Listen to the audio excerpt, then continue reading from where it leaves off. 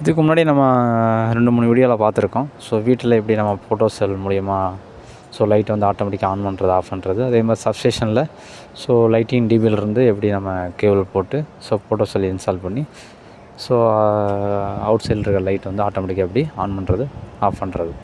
So இந்த வீடியோவில் நம்ம பார்க்க போகிறோம்னா சேம் அதே மாதிரி தான்.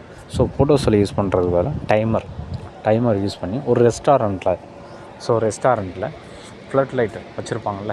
ஸோ அந்த லைட் எப்படி நீங்கள் ஆட்டோமேட்டிக்காக ஒரு குறிப்பிட்ட டைமில் வந்து இந்த டைமில் ஆன் பண்ணணும், இந்த டைமில் ஆஃப் ஆகணும், இந்த டைமில் லைட்டில் ஆன் ஆகணும், இந்த டைமில் ஆஃப் ஆகணும். ஸோ அதுக்கு வந்து இந்த டைமரை யூஸ் பண்ணி நீங்கள் வந்து அந்த பர்டிகுலர் டைம், நீங்கள் அந்த டைமரில் என்ன டைம் செட் பண்ணுறீங்களோ அந்த டைமில் லைட் ஆன் ஆகும். அதே மாதிரி எந்த டைம் செட் பண்ணுறீங்களோ ஆஃப் ஆகிறதுக்கு அந்த டைமில் லைட் ஆஃப் ஆகணும். ஆனால் ஃபோட்டோ செல் எப்படின்னா ஸோ இருட்டானால் தான் ஆன் ஆகும். ஆனால் இது வந்து டைமரில் அப்படி இல்லை. நீங்கள் என்ன டைம் செட் பண்ணுறீங்களோ அந்த டைமில் ஆட்டோமேட்டிக்காக ஆன் ஆகும்.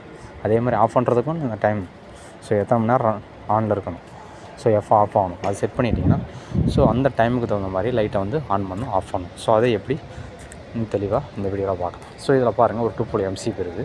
அதுக்கு வந்து ஸோ இன்கமிங் சப்ளை கொடுத்துட்றோம். ஓகே, 230 வோல்ட் இன்கமிங் சப்ளை கொடுத்துட்றோம். ஸோ அதிலிருந்து அவுட்டு டேரெக்டாக ஸோ மேலே ஒரு காண்டாக்டர் இருக்குது. ஓகே, அந்த காண்டாக்டருக்கு ஃபேஸ் நியூட்ரல் கொடுத்துட்றோம். ஸோ அந்த பிரேக்கரோட அவுட் கோயிங் வந்து அப்படியே லூப் பண்ணி இந்த டைமருக்கு பாசிட்டிவ் நெகட்டிவ் கொடுத்துட்றோம், ஃபேஸ் நியூட்ரல் கொடுத்துட்றோம். ஓகே, 230 வோல்ட் கொடுத்துட்றோம். இதில் ஆக்சிலரி சப்ளை இருக்குது பாருங்கள். ஸோ இந்த ஃபேஸ்லேருந்து லூப் பண்ணி அந்த ஆக்சிலரிக்கு ஒரு ஃபேஸ் கொடுத்துட்றோம். அது என்ஓ மாதிரி தான். ஓகே, இந்த 230 வோல்ட் எப்போ இந்த டைமர் பிக்கப் ஆகுதோ அப்போ வந்து என்ன ஆகும், இதில் ஒரு ஆக்சிலரி காண்டாக்ட் இருக்கும் என்ஓ. ஸோ அதில் ஒரு என்ஓ இருக்கும். அதில் ஒரு ரெண்டில் வந்து பாசிட்டிவ் ஃபேஸ் கொடுத்துட்டிங்கன்னா இன்னொரு ரெண்டில் அவுட் எடுத்து டேரெக்டாக நம்ம காண்டாக்டரோட காயிலுக்கு கொடுத்துட்றோம், A1 கொடுத்துட்றோம். நியூட்ரல் டேரெக்டாக நம்ம வந்து A2வில் கொடுத்துருவோம். ஓகே, இப்போ என்ன ஆகும், டைமர் எப்போ பிக்கப் ஆகுது, எந்த டைம் செட் பண்ணுறீங்களோ அப்போ வந்து அந்த டைமர் பிக்கப் ஆகும்போது என்ன ஆகும், இந்த டைமர்லேருந்து ஸோ ஃபேஸ் வந்து டேரெக்டாக அந்த காண்டாக்டர் காயிலுக்கு போகும். அப்போ வந்து காண்டாக்டர் ஆகும், ஸோ க்ளோஸ் ஆகும்போது நம்ம இந்த பிரேக்கர்லேருந்து 230 வோல்ட் கொடுத்துருந்தோம்ல, ஃபேஸ் நியூட்ரல் கொடுத்துருந்தோம்ல, அது டேரெக்டாக அந்த சிங்கிள் போல் MCBக்கு போகும். ஓகே, சிங்கிள் போல் MCBயில் இருந்தால் இந்த லைட் ஃபிட்டிங்க்கெலாம் பவர் போகும்.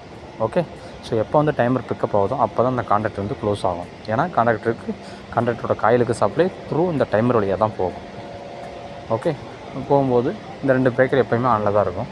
எப்போ டைமர் எல்லாமே ஆனில் தான் இருக்கும். ஸோ காண்டாக்டர் மட்டும் தான் ஸோ ஓப்பன் ஆகும், க்ளோஸ் ஆகும். எதை பொறுத்து, டைமரை பொறுத்து. டைமரில் என்ன டைம் செட் பண்ணுறீங்களோ அந்த டைமுக்கு தகுந்த மாதிரி இந்த டைமர் வந்து ஆப்ரேட் ஆகும்.